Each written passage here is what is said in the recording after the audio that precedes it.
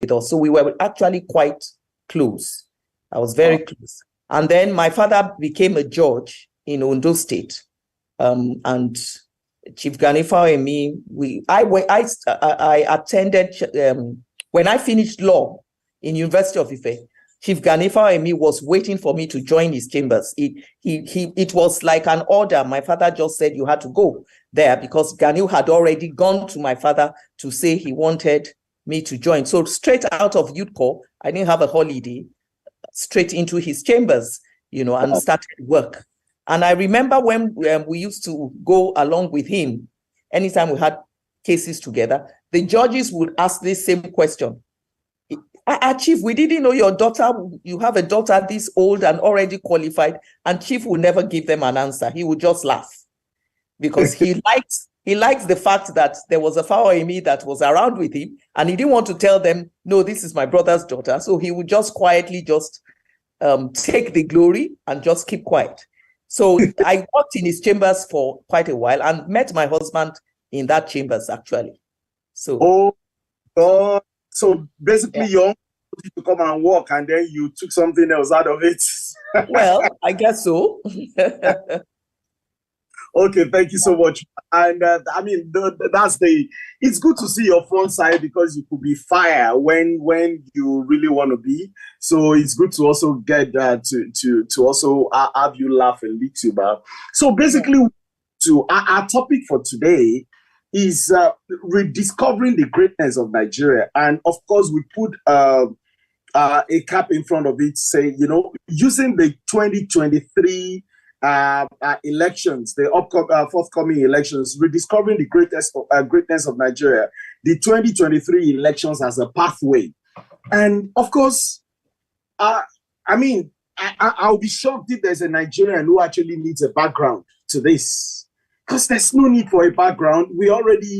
The state of things, and I know there was a time you did speak about the Japa experience, but if you speak to the average Nigerian youth today, they actually do not see a future. They actually do not see a country that works for them. They actually do not see a country that is interested in their welfare. They actually see a country that set them up for failure. And there's that spirit, there's that sense of hopelessness all over. And of course, if you go around in Nigeria as well, everybody you speak will tell you Nigeria is almost unlivable. I heard that statement a lot of times, from people who go like, the kind of things they're going through. And of course, when we talk about the economy, the other day we had El Rufai on Governor El Rufai on I believe was Channels Television, and of course he spoke about the Speaker of the House of Assembly. Of course, personally, I do have a problem with that as well. Why would the Speaker of the House of Assembly actually use tell one of his companies to bid for a government job? How would of course, he did explain that the law does not prohibit those in the legislative arm but of course, there's a moral aspect. But of course, it was supposed to be an educational supply project. And then they were saying, people in the Ministry of Education, Kaduna Ministry of Education, were saying to the Speaker that, look, why do you want to supply? This is how we do it. We just say we've done this project, and then we never ever supply these things. And so you just have there's this breakage in almost every part of the system.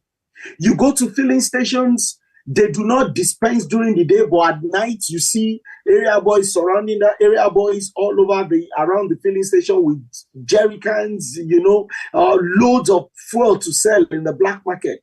You see, nothing seems to work. You also had a system where you had the central bank governor, openly try to, make a pitch for the presidential post while still in office with tiny. So they're quite. I can see the reaction on your face, and that's why we always bring you, because your perspective of these things. But when you look at these things all around, a lot of these things, the question is, 2023 becomes even more significant. Yeah. In order to try to correct the breakage in the system. So from your perspective, let's first of all define that, because if we're saying rediscovering, that means something has been lost. from your own perspective, what exactly is the problem of Nigeria? What is the foundation? So can we define what is that problem? What is that foundation? How did we get ourselves into it? Let's even start with that. Over to you, man. Okay. All right. Thank you very much for laying out a whole scenario of, I don't even know what to call it. You see, I'm going to tell you a lot of things that are going to be surprising because my take on a lot of things are usually very pragmatic. Now, I think we're a nation of spoiled brats.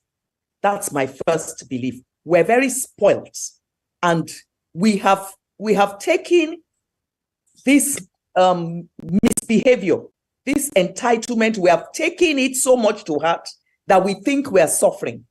I just wrote a tweet this afternoon, a thread, and I think it's a very good opportunity to even start.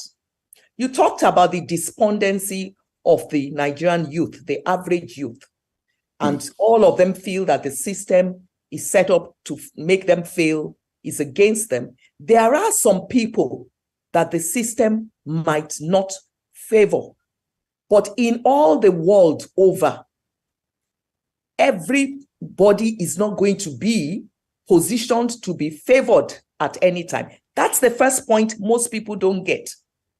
That you don't have a country that is set up. There's no utopia anywhere where the country is going to just favor everybody. Opportunities will come. Some people will not even see an opportunity in it. I haven't seen any opportunity in crypto. I have a half brother who has told me everything about it. And every time he educates me, he's one of the Gen Zs. Every time he educates me, I just tell him what is the value that these people are building on. If I'm doing something, if I want to buy into something, what is the basis of that thing that I'm buying into? It's like I'm trading Naira for Naira, just like what happened now.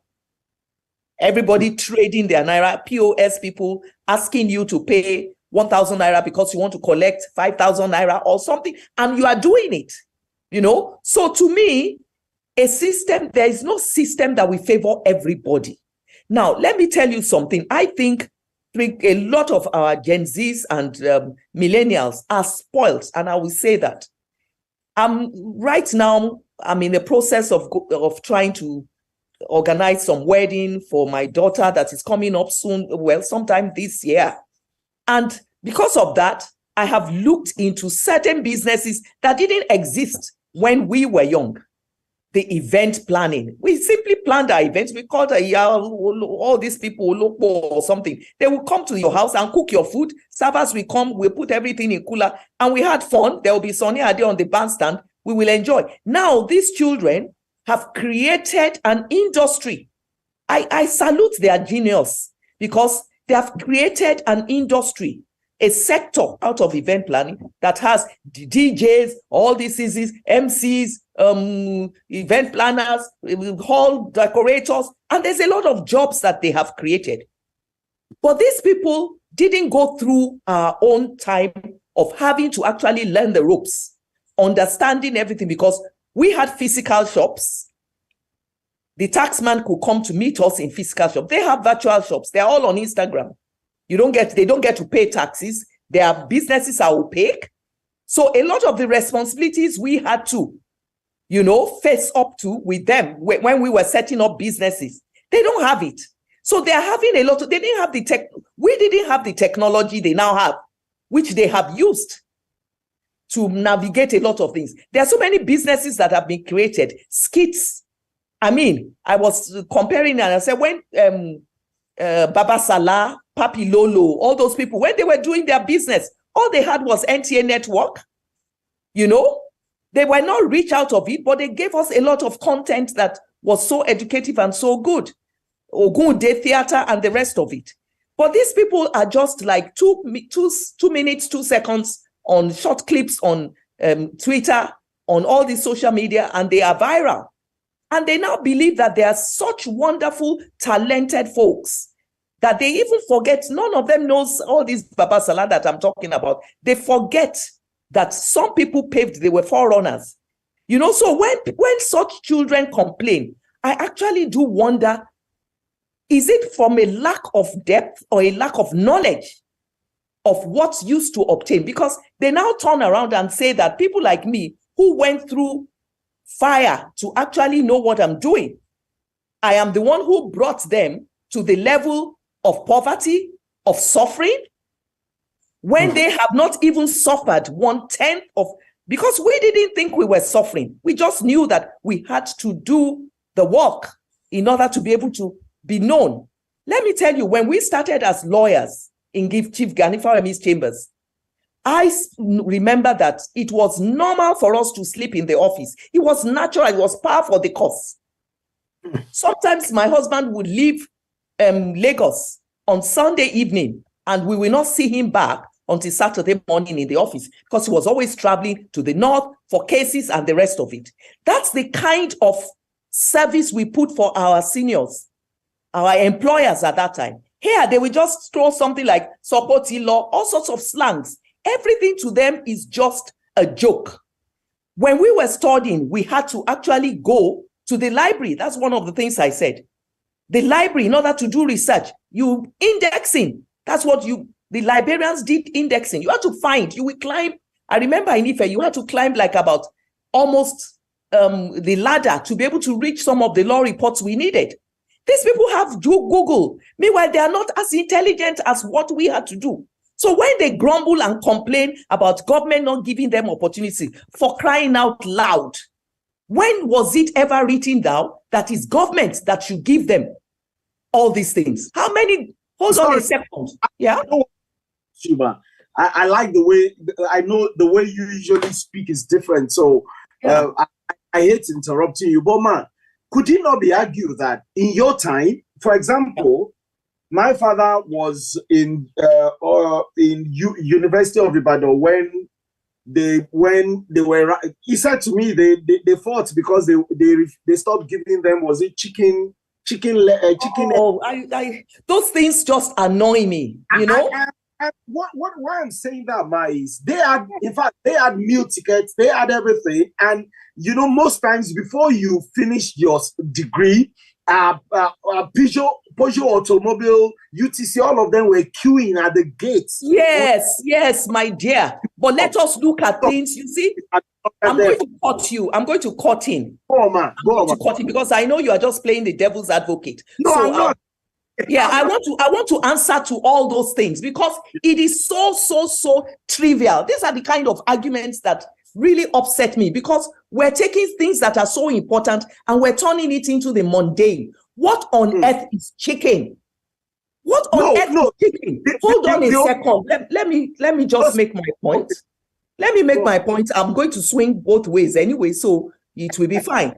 Why I say what is chicken? When I got to University of Ife in 1978, nobody gave me a whole chicken. And I'm talking of 1978. So I'm not sure when your dad was talking about. Maybe he was talking 1974 to 1975 or thereabout. I got to Ife in 78. I never had chicken. I had meal tickets, but the food had become nothing to write home about, that we didn't even want to use the meal ticket. When I was in Ife in 1978, we all had our little stoves and preferred to cook because that was 78. So I need to know the time they are talking about this chicken, because you need to examine how many students were in University of Ibadan at the time they were giving them chicken. When I got to University of Ife, Moremi Hall was the only hall. They had just set up what they call Angola and Mozambique. We, the Jambites, were put in Mozambique. They were just bungalow halls, hurriedly made at that time. That's why we called them Angola, because we thought it was suffering, because that was the period of apartheid. So there was no chicken or no meal ticket or no, in my time in 78. We had a meal ticket, and people keep forgetting that even the meal ticket, your parents actually paid a bit of money. It wasn't that government was just handing it over to us.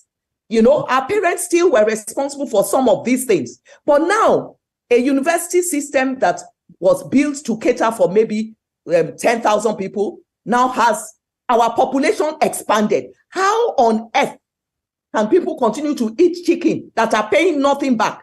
And a school that's now, look at the universities. In my time, universities, federal universities were Unilag, Unife. University of Benin came after as a new university. UniBen came after. All we had was Ahmadu Bello, University of Ibadan, University of Lagos, University of Ife. Those were and Usuka. Those were the main universities that we had to go into. UniBen came after that. After I left University of Ife in 1981, a lot of universities and federal, because they had to cater for the population growth. So how on earth do we keep ourselves stuck in antiquity at the time we were eating chicken and continue to act as if nothing changed in our makeup? You know, so those are the kind of arguments that just make me feel almost frustrated, because we want to talk in a rational manner to look at our problems, but people keep dragging you to a time that was an utopia that all of us have gone out of. But people would have because the chicken was just an analogy, and it was to fact of the privilege, the life privilege. Didn't we have to go to school? Didn't we pass exams? Chief did, quite a lot of you school during that time as well. You enjoyed scholarship, free education. No scholarship, I beg. That's what I'm saying, that a lot of lies by a generation that does not read. And not only will they not read, they won't ask questions. They think they know it all. What scholarship? How many scholarships were given out? Most of the scholarships went abroad. It's to people who are going abroad, not to us here. You can say one thing, we didn't pay a lot of money. It was very cheap. But for God's sake, it wasn't a question of scholarship. I'm telling you, I lived through it. I was in University of 1978 from A levels, 1978 to 1981. And then I went to the Nigerian Law School in Lagos from 81 to 82. So I know I didn't enjoy chicken. Neither did I fail. I didn't have to buy my results. We all studied, and when you failed, you failed. There were no such nonsense like somebody seeing paper, exam malpractice, exam this, exam that. So this generation, I keep on saying it, they are a spoiled brat cohort. And I don't care what anybody says and how I'm talking. That is what I actually feel. I have a child of that generation, and sometimes we get into an argument, and I'll tell her, look, enough of this nonsense. I didn't raise you to be thinking like a Gen Z. So please. So even with my child, if she goes into all this, I deal with her squarely, because I don't have time for entitlement feeling. It's because they are pampered. I'm sorry. That's what I really feel. So I'm happy you said that. So I'm going to push that to you and say, you feel the country, what it is giving to the generation, to the younger generation today, you think it is giving them what it gave you, or even half of what it gave to those of your generation? And when I say that, I mean the general environment, everything, the comforts, the life, electricity, everything, law and order. Yes. The system. You might not like what I'm going to say. You might not like what I'm going to say, but I'm going to say it.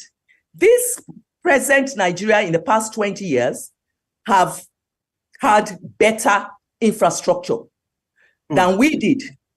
We didn't have television. WNTV came up between 4 and children were sent to sleep at 7, and we all went to sleep. What we did was to read books.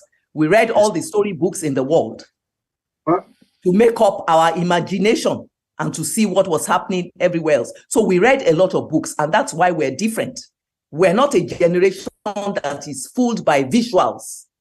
Rather, we are more of an intellectual generation, because we had to read books. So we had ECN when I was growing up. I was born in 1961. ECN could cater for just and we had times when we had light. Light wasn't 24 hours.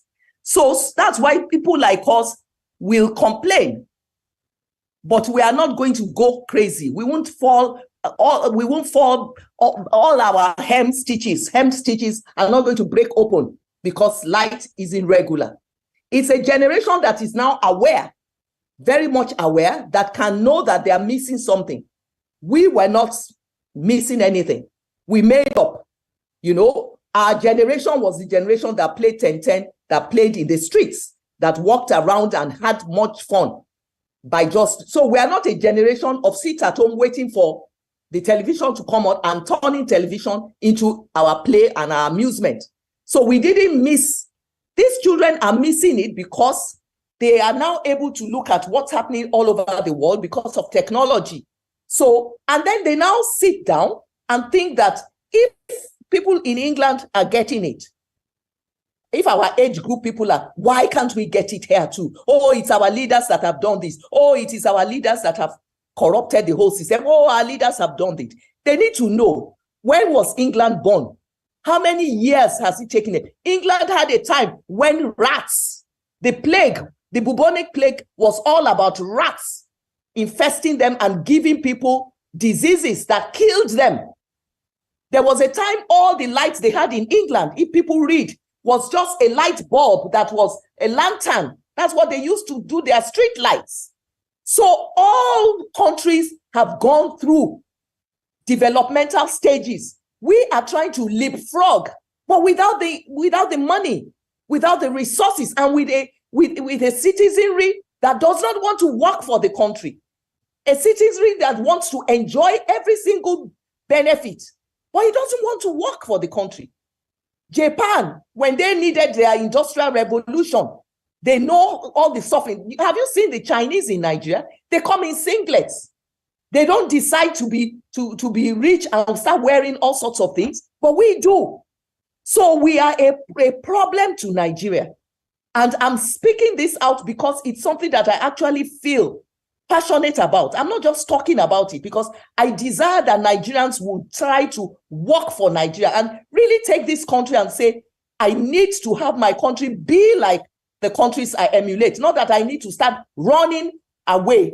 If they run away, I wish a lot of them would go anyway, so that the remaining ones of us will actually be the ones who desire to make this country work.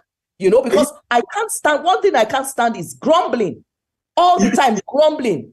You want all the younger generations to go away. If they can go.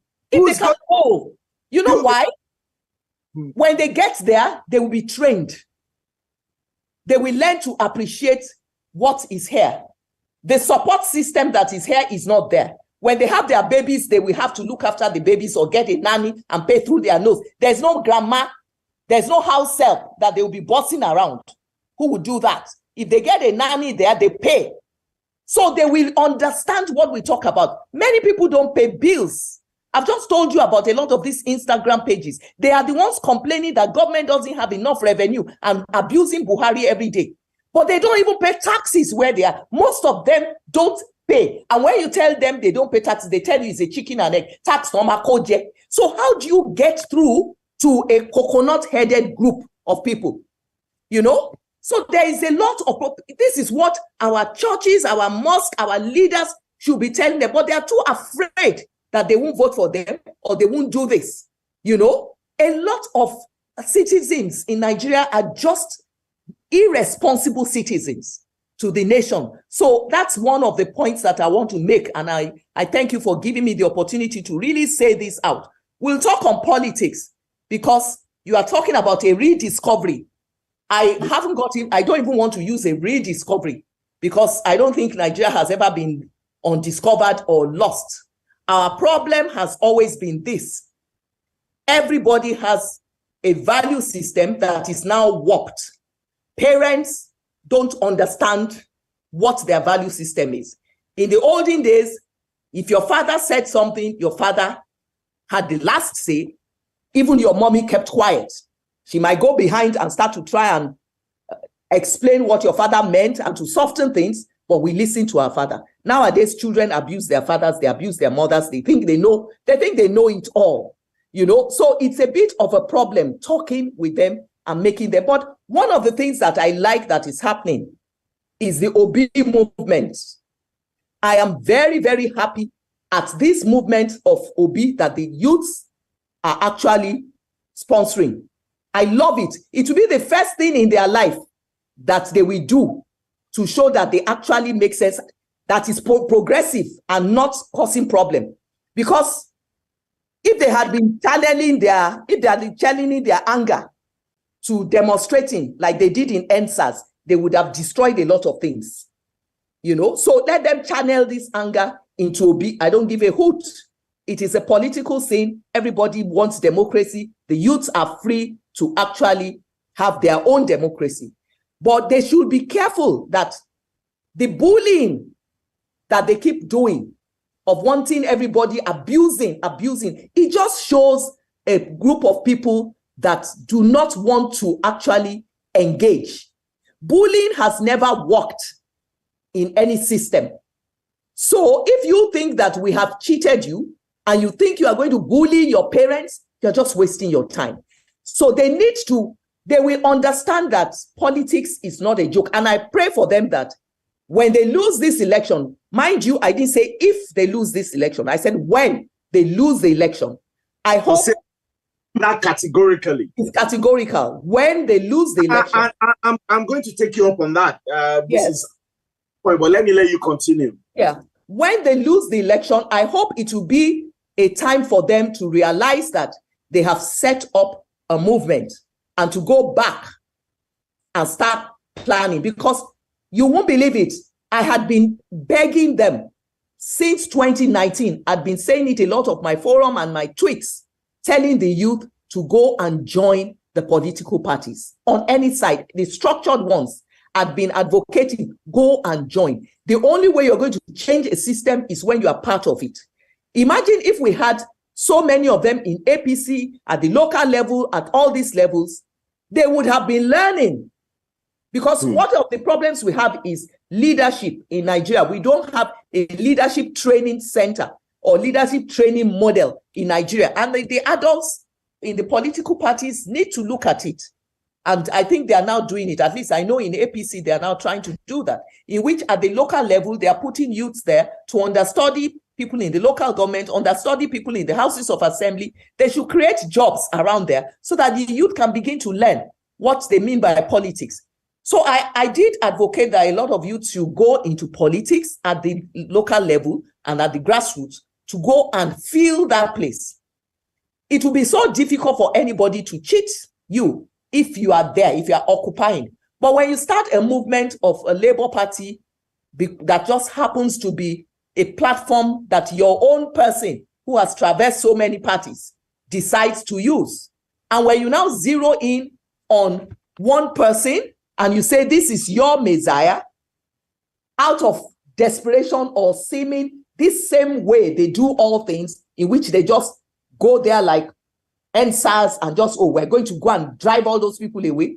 Then when you are asking them a lot of things, what speaks for their candidate, many of them don't know. I mean, I had one of them in my office, a young girl. She said, no, I can't vote for Tinubu. I'm going to vote for Obi. And I said, why do you want to vote for? Convince me, maybe I will vote for Obi. Why do you want to do this? And the kind of things he says, he's so sure of himself because he says, go and verify. Go and verify. You know, he says it, so he's so sure. That's why, that if he says we should go and verify, then it means that he actually is correct. Because somebody who is so confident to say, go and verify, must actually be telling the truth. Imagine that logic. And I'll say, you've got a Google. Pick up one of the things he says and verify. Because she's not going to do it. I do one in front of her and she said, but he said he didn't owe anybody salaries. And she now sees it. So you've got a generation. I'm talking about somebody who works with me, who has been so trained, who does all the kind of things. And she is still of that coconut head generation. They have smartphones. They will not check anything. Yet they are loud on noise. You know, and it is so dangerous. So dangerous. If such people are the ones who now install people like for us, that will be the greatest danger. All this noise they are making, you know, it will be, it just be, this is just no noise when we do such a thing. So those are the kind of problems I have with them. They don't actually look at anything. They have no knowledge of history. When you tell them, they will say, shut up. That is it. They are so used to bullying. And I believe a lot of them are on drugs. because otherwise it's so difficult to reason with them that you have to start wondering what is driving them. It can't be normal, you know. So those are the points. So to me, there is no need. The only rediscovery of Nigeria that we need is a citizenship and a nationalism rediscovery. Let us understand that this is our nation. We have no other nation. Even if you call yourself part British, part American, have this one, you have dual citizenship, you are still a Nigerian. And the fact that you are a Nigerian, you should make your country the foremost in your heart. So all this talk about denigrating, abusing Nigeria, saying nasty things about this country, it just gets my goat. It makes me so upset because people like us have grown up here and we know how good this nation can still be. This is a nation where all our children go abroad and they beat the children that are there. Yet we complain about the education that we have here. Are you getting the irony? It is this same education that the English people, especially in England, will come to Nigeria to recruit doctors from this same educational background that we all vilitate and we abuse as being substandard, low quality. These white people will take us with our low quality, self-confessed low quality education, take us there, and then they use us. Meanwhile, we will continue to abuse that same education that we got practically freely. Talk about being ungrateful, you know? And then the annoying thing is that a nation gives you all these things practically free. You don't work for that nation. You go abroad and you begin to work against that nation. That's why I say that this generation is the generation of spoiled brats that actually need a lot of psychological evaluation to find out what is in their psyche that makes them to be so ungrateful and so unwilling to learn. And then another thing that I need to say, we talk about rediscovery. So like I said, we need a rediscovery of we have to be able to say, what is a Nigerian presently? What is the Nigerian that we want?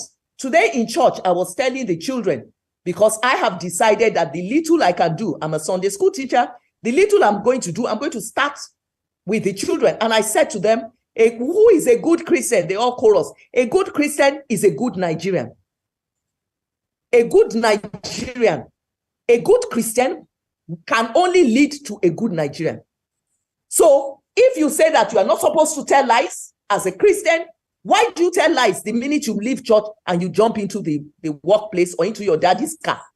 So we need to we need a national orientation that says, what is the character of the Nigerian that we desire? That is the first rediscovery, you know, and it has to be, I keep saying all this thing about ethnicity, it is very, very, very, very limiting. And unfortunately, it doesn't get easier when people don't want to respect each other.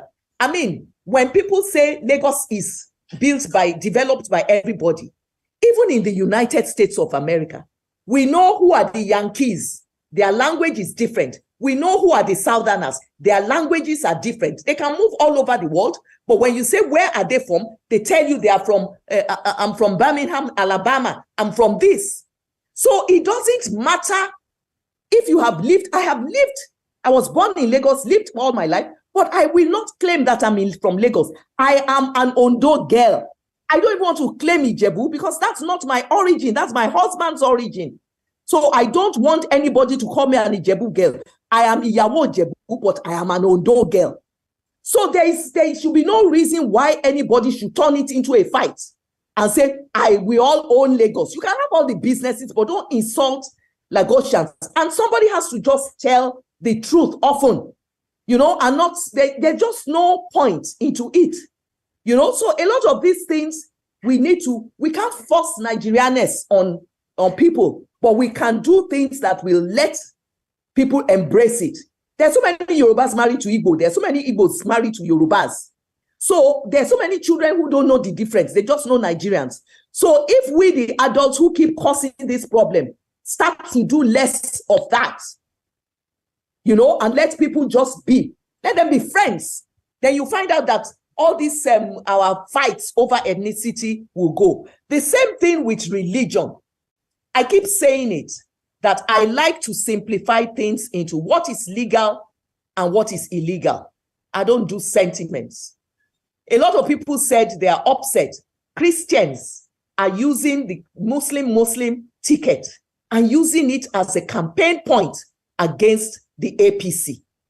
When in fact, to me, when you are a Christian, you should understand certain things. What does the law say? The Constitution of Nigeria does not stipulate religion. The Electoral Act does not stipulate religion as a factor in choosing candidates. So when the law does not stipulate anything, the Constitution, which is the ground norm, does not stipulate it. Neither does the Electoral Act. Every other thing we do is, it could have been nice to do, but is it illegal to do? No. So making it into an issue that you will now take it and start fighting over it. You can't force something to become illegal that is not illegal. So if you are somebody who doesn't want to vote based on that, that's your headache. Don't vote. You are free. Nobody can force you against your wish. But don't turn it into a point that you are now going to use it to cause trouble in the country. You know? You understand? So those are some of my own issues with it. I really couldn't care less whatever it is that is chosen. But I wouldn't want it to now become a point that people are now going to use it and scatter the whole world. As if, is it that they don't know that there's nothing illegal in it, or they just want to continue to harp on something that has no basis? The same thing with issues like, call a dog a bad name and hang it just because you can, you know? Mm. If the president to be, or president that is campaigning, Tinubu, if you say that he's a drug lord, you can shout it from the heights and continue to shout it. The issue is, he is not a drug convict. It hasn't happened. It didn't happen. So no amount of talking and talking and talking. People who will vote him, will vote him. And if you know you are not going to vote him, it's your choice. You understand what I'm saying? So I don't want us to have unnecessary fights on Twitter, on social media, around the world, and just fight on things that are not going to shift the body. Mm. If they are going to shift the needle in form of, will he be disqualified? Will Atiku be disqualified? I will know. But the issue is, the three people we have on the ballots, Kwankwanso is somebody that I don't know. He might be a dark horse, I don't know, but I don't know him. But the three people have one thing or the other that everybody is talking about. Obi is there with his own baggage of taking government money to go and invest in beer parlor or beer business. He has his own, and taking money out of the system to hide it. Meanwhile, telling everybody he's broke. I personally don't like Obi because he's always in black. But again, like I said, that is my own personal belief. It's not something that is fundamental, but it's just the way electorates behave. They just speak on something, and that's the beauty of democracy. Then Atiku's got all his own burdens and baggages forever. But that is it. That's democracy in Nigeria. The young children should learn nowadays that democracy will throw upon us all the candidates that it can get. It's a pool. There's nothing, you can never, ever, ever come up with a candidate that everybody would love. You know, it's only Buhari with his northern enclave of votes that has been able to have that cult followership for so long that over 4 elections, he still carries his base along with him.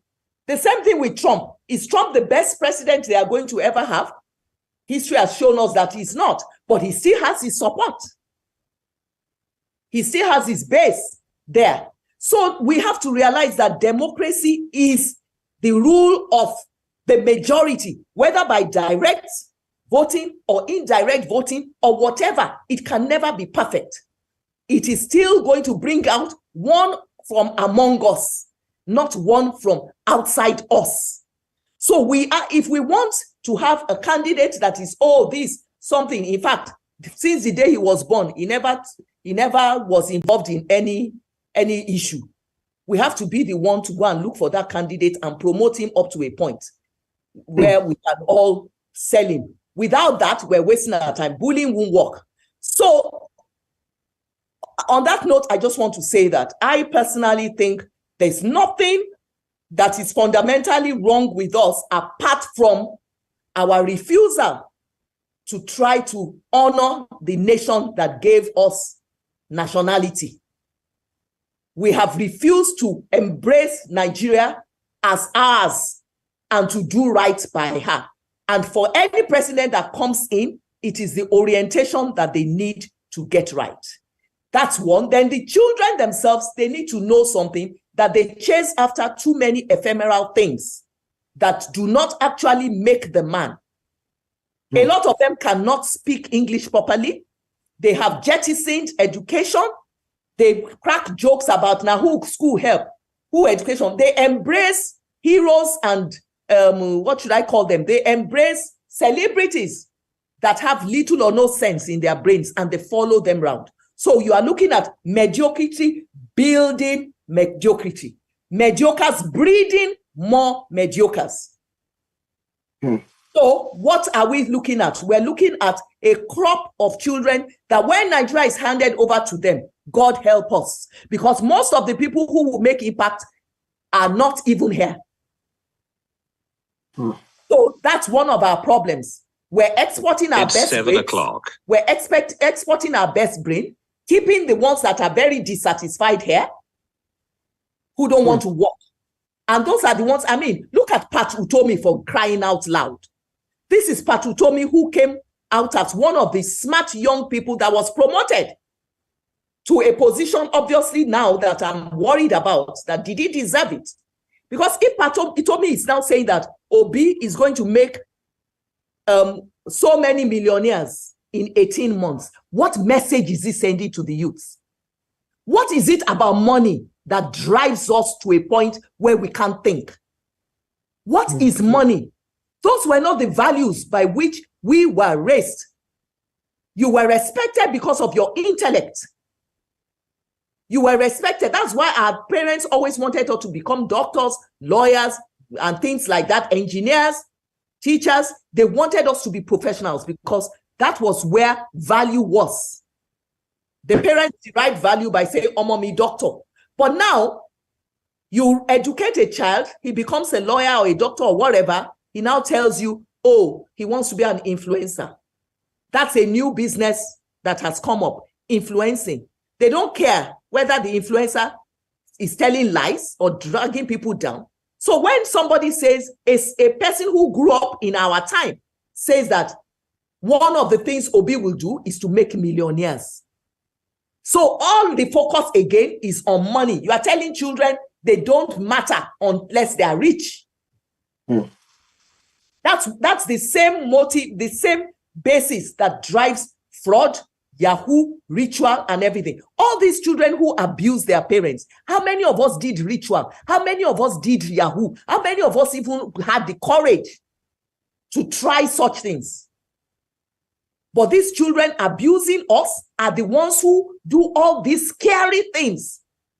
And they are now trying to legitimize it in their own mind and say it's okay. And then they have musicians telling them also that it is okay. Look, our problem is the citizenry, the followers, the citizenry. They are the ones who make it difficult for Nigeria to actually be good for them. It's not the leaders, like I was opining. We have 36 governors and 36 deputy governors. That's 72 people. That is the leadership cadre, the real authentic leadership number that affects lives in states. And then we have the president and the vice, giving us 74 people in whole federation. The real leaders that impact are the private sector, the SMEs, the small traders. They are the leaders that are breeding this crop of unruly people. It's not the 74 top leaders. But people like me who employ labor, when they don't come, I leave them. I take another person. I don't scold them. I don't take them to court. When they do something, they bring their mothers to come and beg. They cheat the system. We don't prosecute them. They steal from you. We don't prosecute them. Somebody comes to beg, we let them go. So they have not learned consequences. And these same people are now the ones who are abusing us, that we were the ones who spoiled things for them. So it's a whole lot of, I'll let you ask more questions so that I can let you direct. So I will say to you that, you know, of course, I'm going to take you up on a lot of things. Yeah. For our viewers, those who are watching this, you know, there's a reason she comes on board like this, because she could be very, very ruthless with words, and she's just. I apologize. No. You know, Nigeria actually needs more people like that, people who can say it straight the way they say it. And of course, we can hold a conversation. The important thing is holding a conversation on it.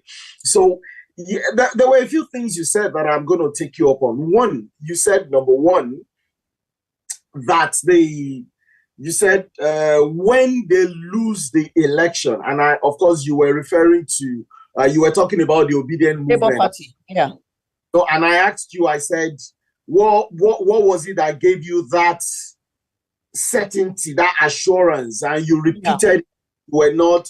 So I'm going to ask you, you know, and because you're live on social media, and this will actually go to other locations as well.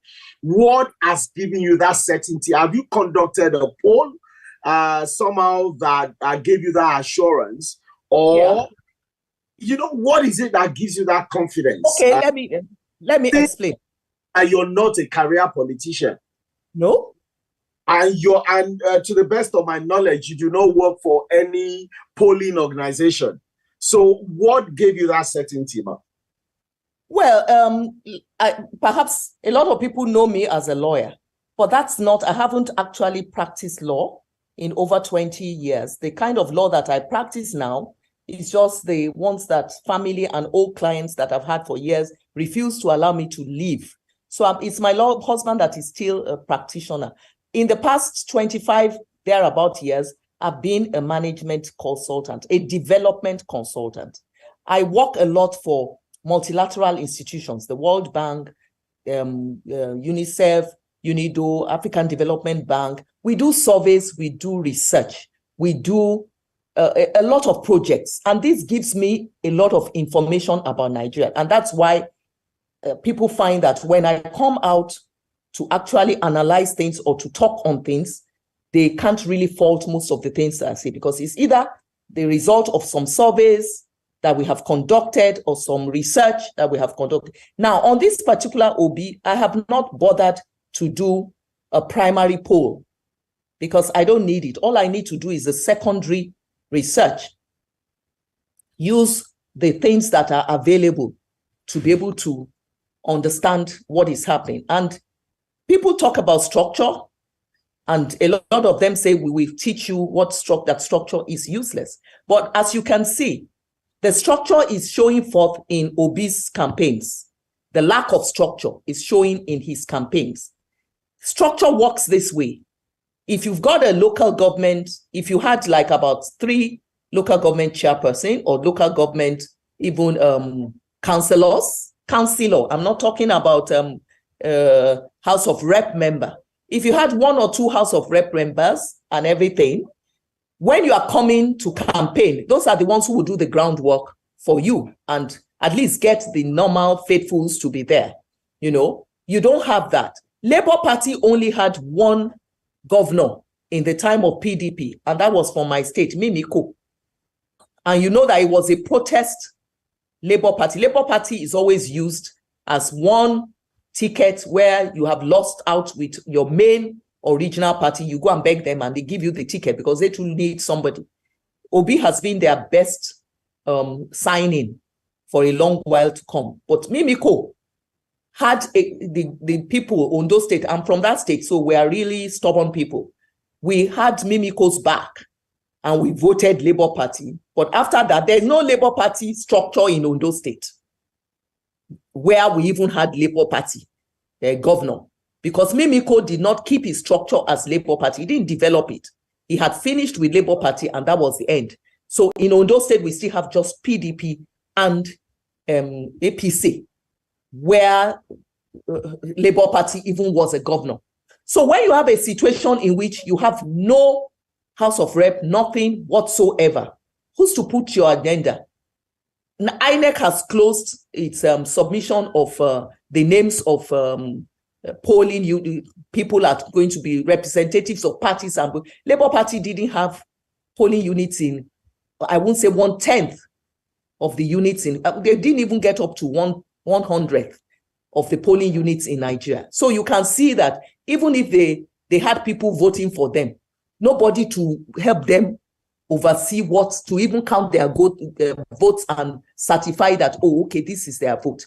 So to just imagine that people wake up one day and or because you are students or because you are these wonderful people, first and foremost, I look at the way they analyze data and I just laugh, because it's either they don't have any statistician working with them or they don't even believe in statistics.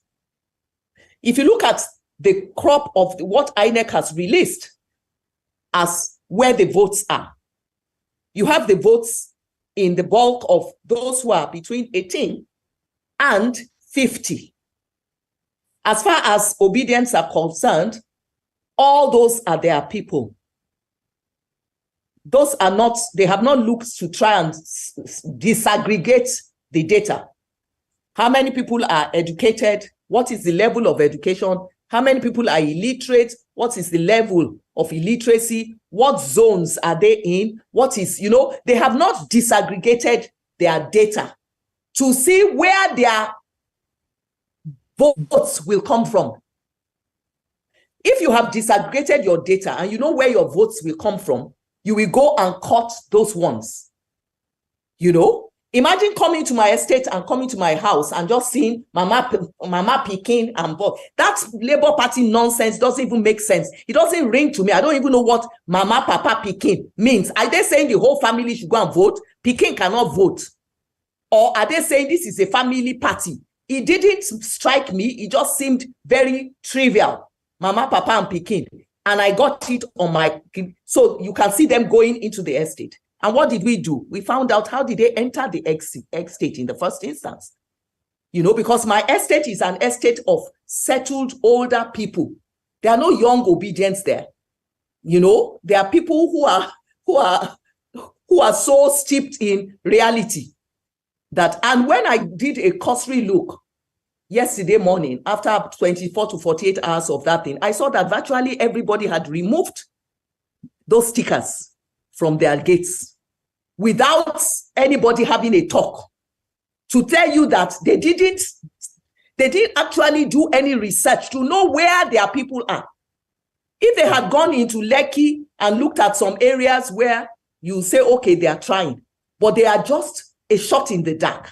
So apart from structure, there is no strategy. Now, let me take you through their manifesto, because this is what I've been praying for, that the media will actually look at the manifesto. At least that's their offering. I've read the 3 manifestos of APC, PDP, and Labour Party. In fact, I've written extensively. If you go to my personal web and you go to my blog, you'll see a lot of things that I've written on the Labour Party. This man starts by telling us how bad this country is. Every single thing he says about Nigeria is that Nigeria is failed, is bad. The question is, why do you see yourself as a Messiah when you can't even tell the truth about what you are going to meet? Do you understand? It means, and I've been asking people, I said, does it mean this man did not live in Nigeria for the past 8 years? Why is he refusing to accept the things he sees that have been done? Can anybody say that there has been no rights revolution in Nigeria when the whole world is calling Nigeria to be the largest producer of rice in Africa. Are you getting what I'm saying? So if the statistics are there and you are saying that you are still going to do this on agriculture, what happened to where you met it? So by refusing to acknowledge what is there, it is deceptive. And it shows somebody who is not ready or prepared for leadership. At this stage, what I expect from all the parties, their candidates, should be, this is where we are. This is what this administration and past administration, this is how far they've led us. This is what we are going to do to take us further. This is what they didn't do right. They didn't quite get right. This is how we will correct it. But you can't just wake up in vacuum and say, I'm going to do this without telling me what you want to do to water. Because that scares me. What it says to me is that you are going to go in tandem. You will just start something totally new that is not connecting with anything. And that's what most governments until Buhari came in had been doing. This is why they were upset with Buhari when they said he used 6 months. Jonathan didn't leave him credible handing over notes.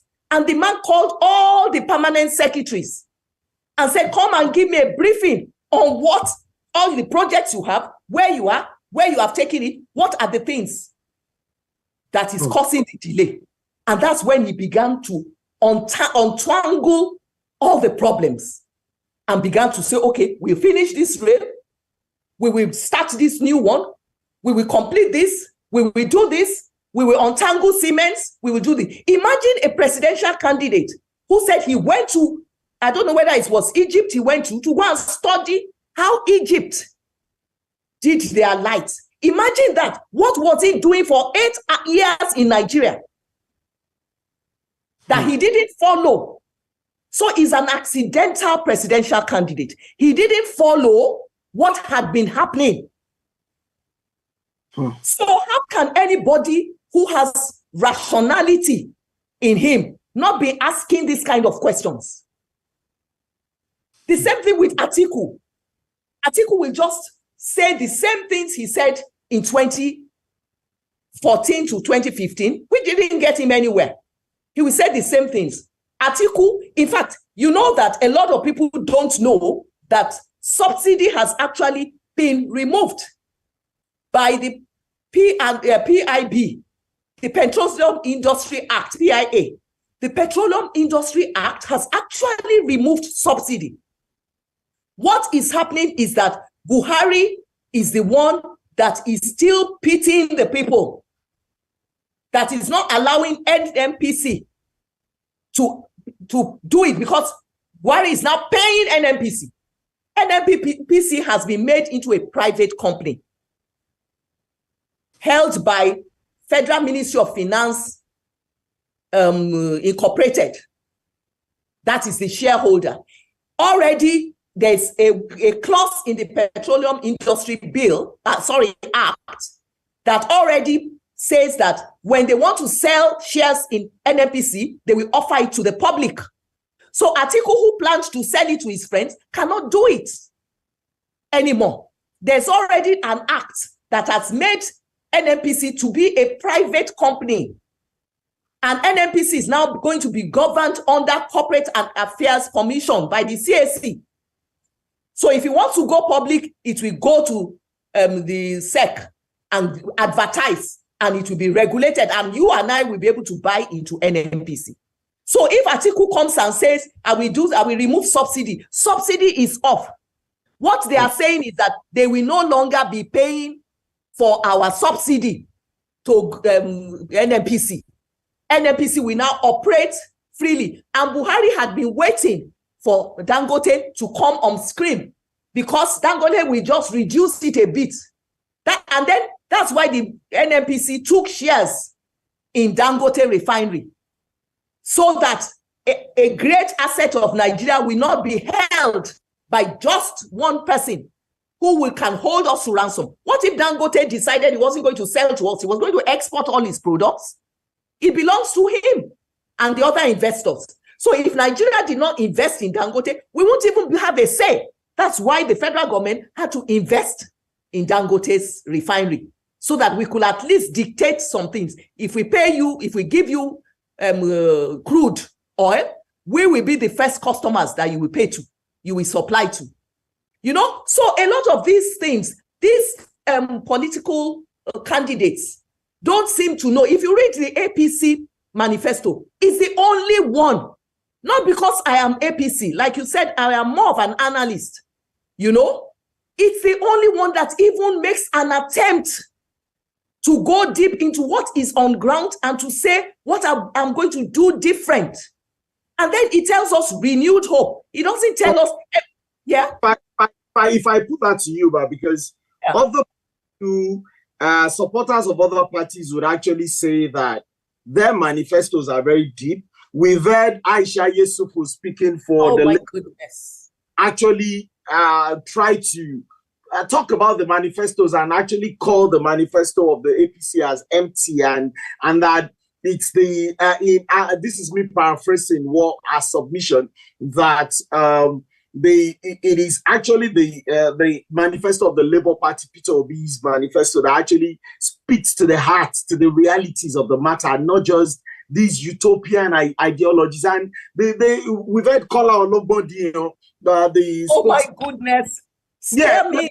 Yeah, we're talking about real people, about okay. And we've heard even Dele Momodu as well, you know, deride the APC, whatever it is, and say that, look, and say that if you're going to go through the manifesto of the PDP, that it's really deep and speaks to the heart of the matter. This is just me. What is the matter that they are speaking to the heart of? Have you read the manifestos? Let me give you the first problem with starting with LP, Labour Party. Labour Party, first of all, tells us that there are 63% Nigerians that are poor. That's how he starts. What he does, which is so deceptive and deceitful, is that he now calls it that they have so many factors that make them poor. Now, the NBS released a report that they called multidimensional poverty indices. Multidimensional poverty. And that's they said statistics.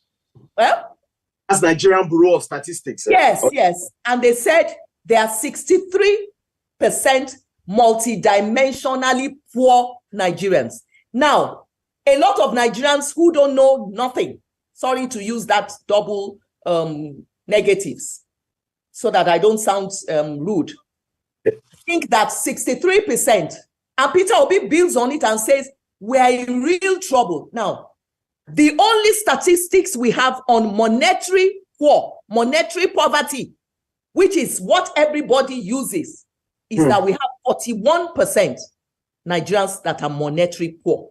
That was our last statistics on monetary poverty in 2018-2019. Now, when you look at 41%, and somebody does not tell you that 41% monetary poor, but he zeroes in on 63 multidimensionally poor, he is trying to confuse the coconut head Nigerians that don't always want to understand anything anyway.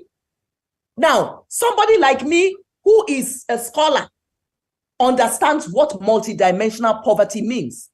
There are factors that can predispose people to poverty, like lack of housing. How many people do not have housing? How many people have healthcare facilities that they are not able to access?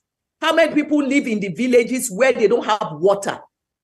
Now, multidimensional poverty has nothing to do with the federal government except for planning purposes on how they will help the states. Multidimensional poverty is something that shows the states the characteristics of their problems. Are you getting what I'm saying? The character and the factors that predispose your state to poverty. Like when people do not have housing, when people do not have schools, when a local government, the nearest school to a local government where the primary school is about 3 kilometers, how did the children go? So they probably won't go. So, and meanwhile, most people, I have been saying this from beginning of Buhari's regime. I'm happy that a lot of people are finally beginning to see it, that the primary education, secondary education belongs to the state. The federal government has nothing to do under the legislative list with primary education. All they do is to give policy and regulation on. And they have said that we must have free primary education up to JSS 3. So it is the local government that is responsible for primary education. It is state government that is responsible for secondary. So if I say that in Lagos State, there are a lot of children cannot access school, that is a Lagos State problem. Obi cannot be telling you that he will going to solve that, because he cannot. He can only work with the states to help them. It is not his duty. So if he tells the world he's going to do it, he's lying. He cannot. It means he doesn't understand the Constitution. So anybody that listens to people making empty promises, they do that because they are ignorant and they are doing it at their own risk. So it's a wasted vote for somebody to campaign and say, oh, I'm going to waive poverty. I'm going to make you millionaire. How does he make people millionaire in 18 months? Then one of the things he says is that he's going to increase the wages of civil servants. Is that not madness? A lot of the states, at least about 20 or 12 states, are not able to pay minimum wage that has been approved by the federal government almost about 4 years now. Whereas Lagos is paying more than the 30. You know, we're talking of the old lowest level. All the other levels go up. Lagos State is paying lowest level, I think it's 35,000 as against federal's 30. Federal too is paying 30 or something. Most of the states cannot even pay it. And Obi says, is he going to wave a magic wand? He says he will raise the level of this. He's saying that he will, I think it's Atiku or Obi that said they would immediately allow police, state police. How do you do that when it isn't your job? It's the National Assembly that can legislate. And they even shut it down in this ninth assembly. It wasn't part of the things that were taken to the states. Out of about 30-something bills that were taken to the states rejected about 12. So you cannot even guarantee that you are going to do anything because the representatives of the state are in the National Assembly. If their states don't want it, how many states can pay police? It's probably only Kaduna in the north, Kano perhaps, and Lagos. Maybe Ogun will struggle. Look at what Ogun, the Southwest have made of their Amotekun. Has Amotekun developed into this, the same level as Rapid Response Squad of Lagos, which is under the police? Amotekun to me is just a joking thing. Was politically motivated as far as I'm concerned, and it's still not even, it can't even metamorphose into a police force. So when a presidential aspirant begins to tell you nonsense, what is unachievable, and you are hailing him, then it beggars the question whether you yourself are rational. And I don't want to talk about Aisha. Maybe I should come in at that point, man. And again, I know you say I'm playing the advocate, but I mean, as the moderator, it is my job to try to bring different perspectives. Now, the fact of the matter is, I know you did say that, I mean, if a candidate was promising something about education and all things, that it's not possible for them to do it at the local level, especially if it's not under the exclusive list and all those things. And of course, I do understand that many people do not even understand there are things that are called exclusive list and all things. But having said that, there's something that comes with leadership. There's something that comes with, for example, a Joe Biden saying, you know what, we want to try our best to write off the student loans, the debts of all, you know, because of the COVID and because of all things. Of course, there have been opposition from here and there. He succeeded because he can't do it. Yeah, but there have been quite a lot of state governments that have actually, it's just because they've gone to court, they're dragged. the cause, but I'm just saying there's something that comes with inspirational leadership. Even being on that high mountain and being able to make that statement alone, it actually invokes something. It invokes something in the hearts and the minds of your people. And it is one of those things that President Muhammadu Buhari has been accused of, that is not an inspirational leader. And even in times of difficulties, in terms of national challenges, you hardly hear him talk less of knowing where his mind is. And there's something that comes with. So if people are following Obi, for example, some people see that inspiration in him. Yeah. What is wrong with their eyes? Okay. That is the person that they see as inspirational. Let me just tell you some things. Buhari definitely is not somebody that I will say is somebody that you see and you like. He doesn't speak well enough. His speech is muffled. A lot of people don't understand him. But you will not tell me that Buhari is not an inspirational leader. Otherwise, where does he get the cult following from? That is one. Let me tell you another thing, that when Buhari leaves, a lot of you and Nigerians will appreciate what this man has done. Now, when it comes to local government, was he not the person who by executive order said that these people, the accountant auditor general or accountant general, should pay money to the local government in separate accounts so that they will have some financial autonomy? And he even said it often. He said, if they like, they are free to go and give it back to their states. That's their headache, their governors, but let them pay directly. How many governors opposed it? The 36 of them. So what inspirational leadership do you want when the governors that are supposed to execute that, buy into the inspirational leadership, said no? Both APC and PDP, they were both united. The two groups were united that they did not want local government autonomy. What did we, the citizens, do? Nothing. Local government is the first government close to me. Ikeja local government should be my port of call anytime I have a problem, before even going to the state, because all the local roads that concern me belong to the local government. All the markets that I go to belong to the local government. All the car parks belong to the local government. When people are at the local government, they are even supposed to be a member or members. All local government chairmen are supposed to be members of an economic committee of the state. It's in the constitution. How many times have you ever heard that there is an economic committee of any state in Nigeria where local government group chairmen there? So the local governments are left on their own to go and be scavenging for money, because they're only given a small pittance by their state governments. So they are the ones who now make life difficult for me. I park somewhere before you can say Jack Robinson, they've towed my car. Lagos State has taken some of their income. They have classified some of them as tenement rate for the local government and taking land use charge for big estates and big houses. It goes to the state. So the constitution that the president wanted to actually look for a way to force obedience, a lot of people, the governors, stood against it. So until we now have the legislature that now says, okay, let's amend that part of the constitution and make it clear, the president hasn't got it.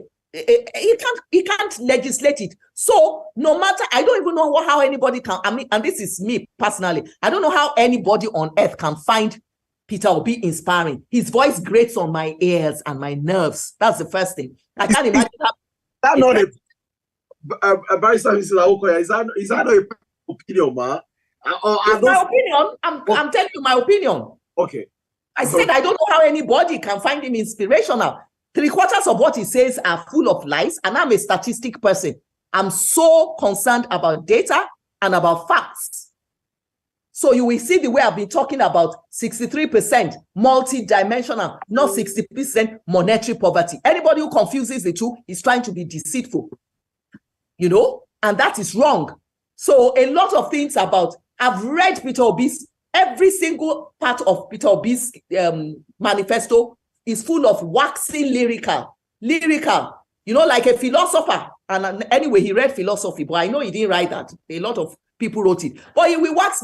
Nigeria is it's like somebody writing a thesis. There are no actionable things there. So if Aisha whatever says it is a brilliant one, then Aisha too. Who is Aisha whatever? That's the second or third time you said Aisha whatever. So it does appear that there's someone you don't want to mention their name. I don't know Aisha. You know, let me tell you one thing about me. I don't like getting into talking about people that I find that I can't just relate to on an intellectual footing. I don't like Nigerians who come out and think because they are out there, they can just, then they have sense. The fact that you are out there all over the place talking, doesn't mean you have sense. I keep challenging the news, the AIT, Arise TV channels. Let them invite me. I keep challenging them. Let them invite me on any topic and let's have a proper discussion. I will bring my statistics and I will force them to have a proper discussion. Not all these people are saying, and they will just ask some long and winding question that doesn't really speak to anything about the issue. Most of these people don't know what has happened in Nigeria, the revolution that has happened in so many areas. You know, I know that social safety nets is something I worked with the World Bank on in a project called SSCCP, Community Development Project, that the World Bank has been funding and trying to fund in about some 8 states. Social safety nets that we are now doing by giving these people 5,000 and things like that. A lot of people don't know how those things impact. So they just say a lot. Why do you think the poor people love Buhari? Because for the first time in their life, somebody is actually doing something that they can appreciate. He's putting money in their own pockets directly. And the federal government of Nigeria doesn't do things without statistics to back them up. When they were going to do the trader money, it was somebody from America who had just moved back to Nigeria and was working in BPE or B something, Bank of Industry, who did the research that, okay, they wanted to loan money to small traders. And he now went around the markets, collected the data, and discovered that most of those people in the markets, all their, if I can say Yoruba, it's just like 10,000, 5,000, alata. All that alata, the whole thing on Hakiri is like 5,000, 10,000. And every day they turn it over. That's why they came up with trader money. It wasn't something that was just, oh, let's go and give them money. And those ones are the faithful ones. They're the ones who pay back. It is people like us or people like the Gen Z that we take 3 million and have no intention of paying back. But they are the first to come and criticize government. But the people who take 10,000 naira, 20,000, you see them paying back and immediately going back. Paying back, take more, paying back. So I don't know. I don't want to talk about Aisha because I don't even think I should sit down and have a discussion with Aisha. Let her stick to her agitating. I think she does very well. But when we're talking of economics or things like that, both herself and Peter Obi, I don't think they know what they are talking about. All right. Okay, thank you so much, Matt. There are lots of questions I want to ask you, but because of time, because you're coming back on these, and now we're actually thinking whether we should bring some of these people that hold some of these contrary views. I know we're having you back next week with Bayo. Hey, I have Wako. Yes, I'm not sure about next week. With Bayo, it's just because Bayo will answer some of them. And then after that, the week after that, we want to have people of a different political persuasion as well. But so I think I'm just going to allow some of I think I've seen quite a lot of people come in and out. I don't know whether Waziri or Ms. Bukola Adeyemi, you want to contribute to this conversation. Even though there's been a thumbs up for you here. Many thanks, man, for this education. So I don't know where are you. Is that comment specifically about the educational sector she talked about, or just generally about everything she's been talking about? So I don't know. Ms. Adeyemi, let's give you the floor. Hello. Good evening. Hello. Good evening. Good evening. It's not just about the educational whatever you've been talking, Ma. In fact, overall today, I think I'm the most blessed. I've been glued to it. I had to go out. I just had to carry my phone out, and I was not with the earpiece, but I just had to put it close to my ear so that I wouldn't miss out a thing. It's been very, very educating, and I appreciate your passion, your delivery. It's superb. Thank you so much, because I've been so enlightened. So many things that you've said today, I barely knew them, or maybe it's not that they are outrightly new, but I think maybe I've taken them for granted. Maybe I never bothered, but I think with your output today, in fact, you've taught us so many things. Thank you so much for your time. Thank you for your passion. If we have the replicas of you in Nigeria, I know we will get there someday. Thank you. Thank you so much. Convener, thank you so much also for bringing her all the time to PLIDE. There's no time that I joined the webinar and she's on the seat that we've not been blessed. I appreciate your tenacity, your love for PLIDE. Thank you so much. God bless you, Ma. Amen. And you too. Thank you. Thank you so much. And of course, I know Ms. Adeyemi has said quite a lot of those positive things, but I'm going to, because I want to let you go much earlier today than usual. Barrister, you said, thank God. Don't worry, next week, a bit more. I'm going to use Mrs. Adeyemi. I'm going to push a question to you. Now, as far as I know, I might be wrong. I think this lady, she's into commercial farming. And of course, talked about Buhari and the need to appreciate him, and that when he leaves, that Nigerians would actually miss him more and wish that he could actually come back. But to the best of my knowledge, Ms. Adeyemi is a commercial grade farmer. And she's got, I think, about 10 hectares of land where she's actually farmed for a few years. And I know... Over 35? Over 35 hectares. Okay. In the last season, just a few months ago, this woman, she was at that point where, where you hire quite a lot of workers to help you harvest. Now, herdsmen, cattle rearers actually invaded capital letters, that farm, and the cattle actually ate up everything. Yeah. As of today, no compensation.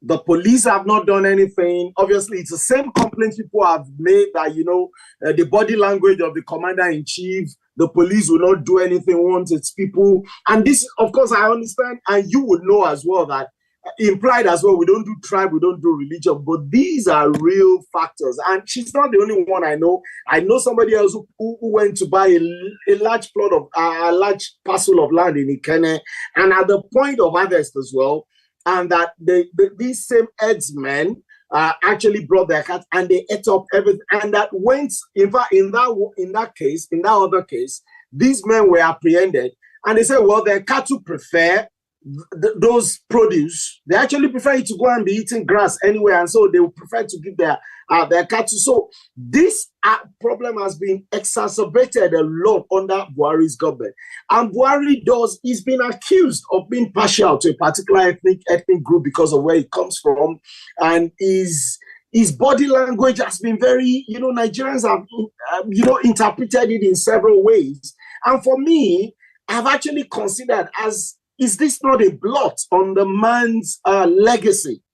And, are Nigerians not really going to be happy? At least let me come in. Are they not going to be happy to see the back of Buhari? Let me come in now. Okay, I think we've had this discussion before, but I'm going to tell you my perspective on it. You see, the question of,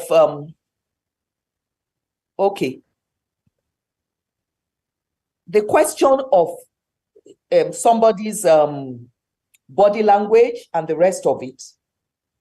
Do you know that Buhari has been accused by the Fulani people themselves that they have been, more Fulanis have been killed under his own administration than anybody else, that he doesn't protect them. And they have accused him. Miyeti Allah, so many of them have accused him. In fact, that man that they call the one who goes into Boko Haram enclave, I've forgotten his name. He has said that Buhari has killed more Fulanis in his own administration than everybody else. Now, I want us to be very honest with ourselves on the Fulani herdsman issue. We have state governors, right? We have legal system, right, that can advocate or adjudicate in these problems. Why is it that we are turning to Buhari? There's no federal high court that we talk about Fulani herdsman eating grass or eating a farm. It's not a federal offense. It's a state offense, which the state governments themselves should have been pursuing.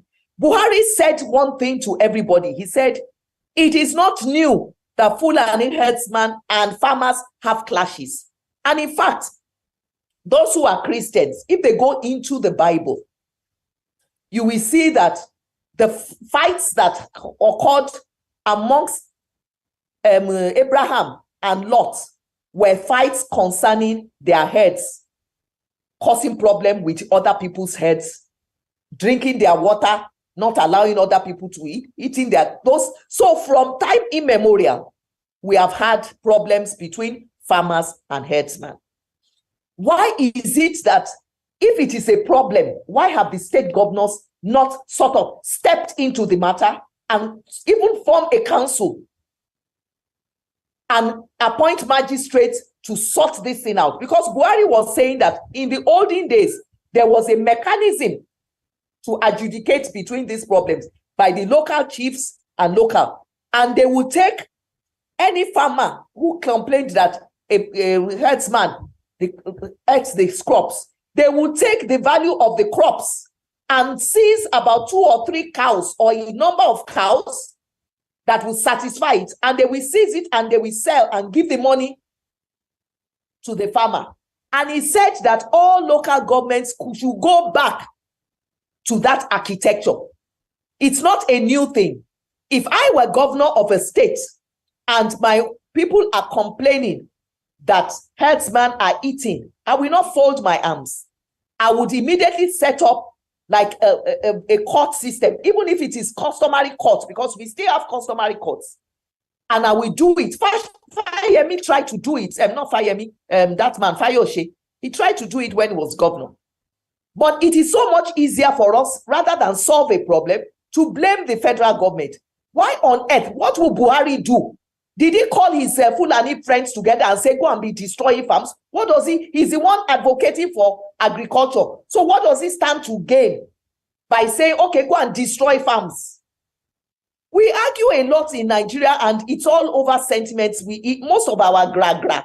It's not problem solving. Rather, it's more of give a dog about. Look at it. I challenge you. Igboho was taken out. And the noise about Fulani herdsmen coming every minute died. How many people have been killed the way they were being killed when Igboho was making all that noise? Igboho would have set our southwest under fire, and it was all a ruse. So I'm always very careful about the hand of Esau and the voice of Jacob situations. So and I'm sorry, I don't want to cut him, but you know, I know we're rounding off, but you know what? You did say governors advocating and things. Number one, the governors, for example, let's look at the Shangisha case, which we mentioned at our launch a few weeks back.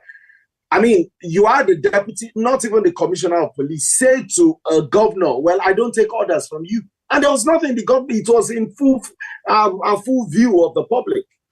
So the governor cannot actually give an instruction to the commissioner of police. I'm coming, but we heard that said to Sanwo-Olu. He said to Sanwo-Olu, it was recorded, it was played live. It wasn't.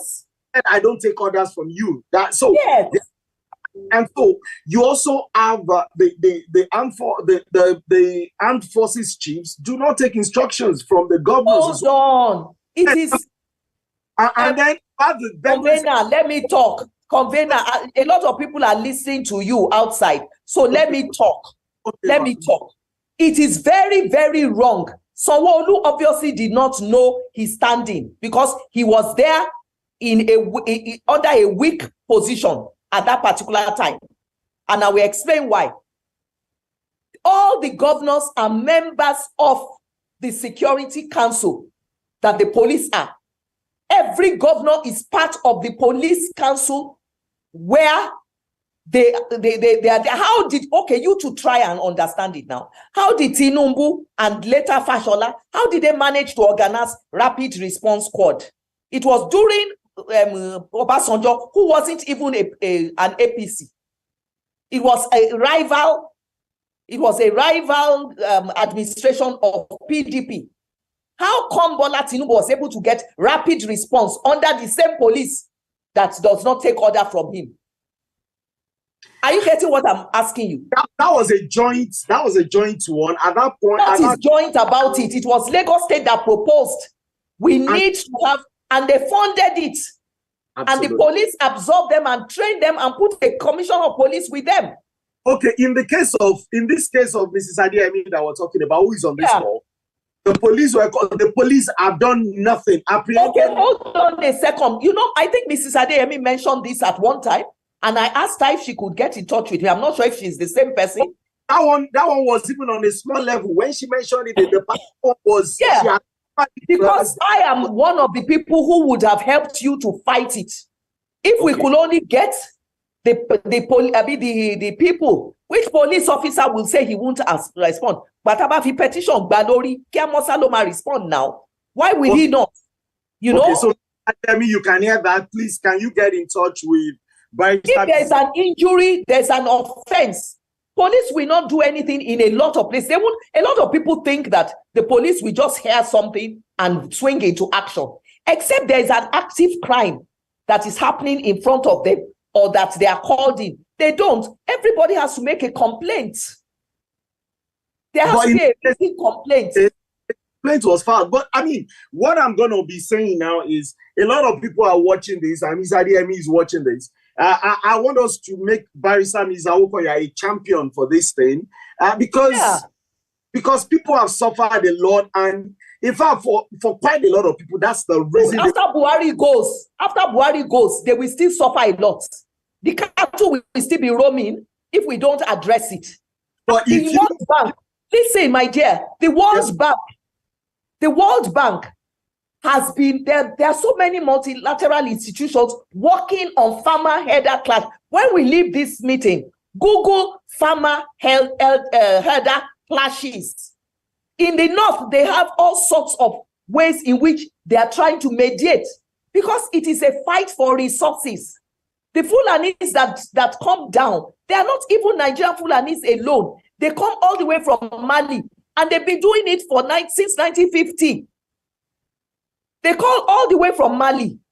You know, they migrate when it is dry season there. They come down south, then they go up. They have settlements amongst us. They've always been there. So when did it change that they become healers? You will see that there's a lot of politics underneath it. And then another thing that a lot of us in the south are not realizing is that when a herder has, let's say, 100 cows, he owns probably just 2 or 3 or 4 of those cows. Big people are the ones who give these headsmen their cows to train for them. So why would a herder want to now kill himself over other people's cows? Do you understand?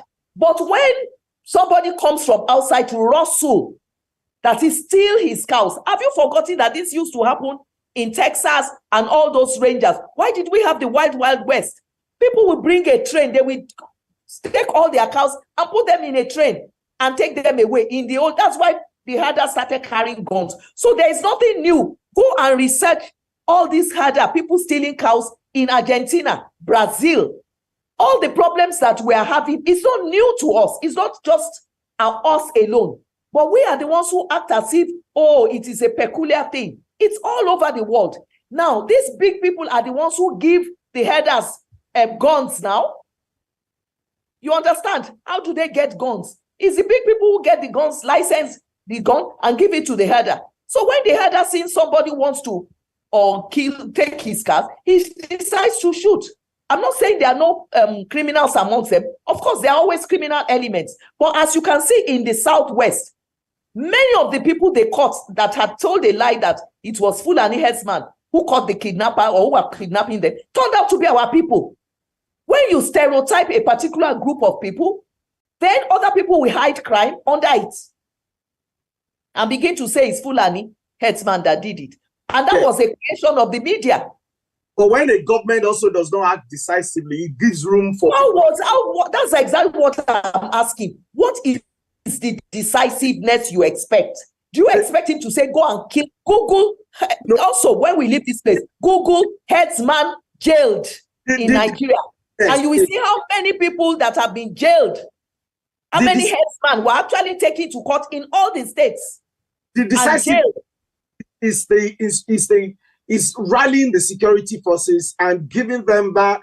In Nigeria, you know, the Nigerian... told them to shoot at sight anybody you see carrying an AK-47. The chief of defense staff, General Magashi, came out to say that was not what the president meant, that nobody is allowed to shoot on.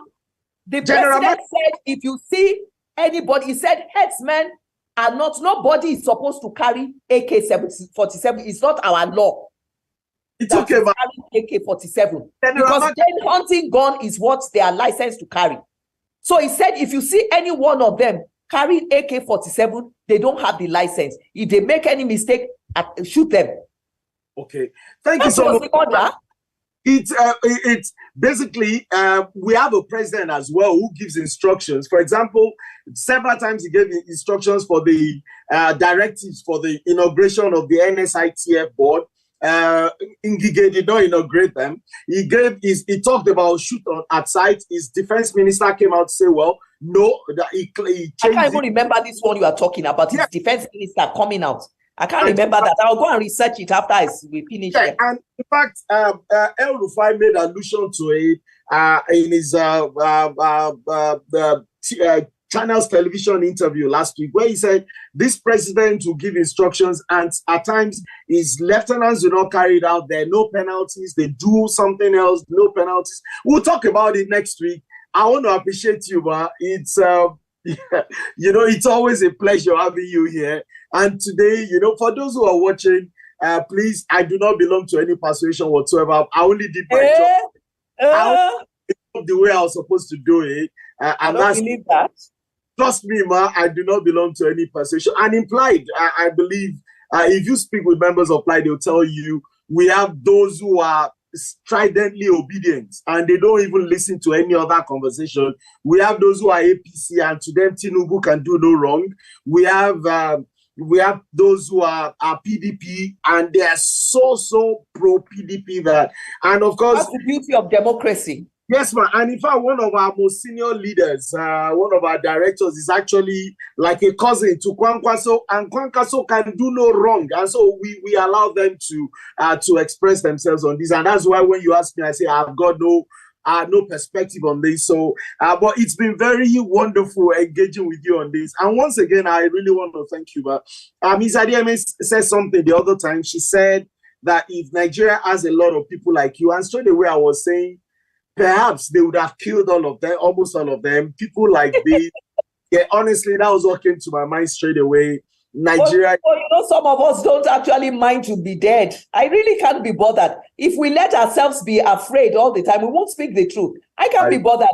If anybody feels that it's my death that will make him feel better, that's his headache. I really can't be bothered. I don't go around with my life worried about my life. You know, I can't be bothered.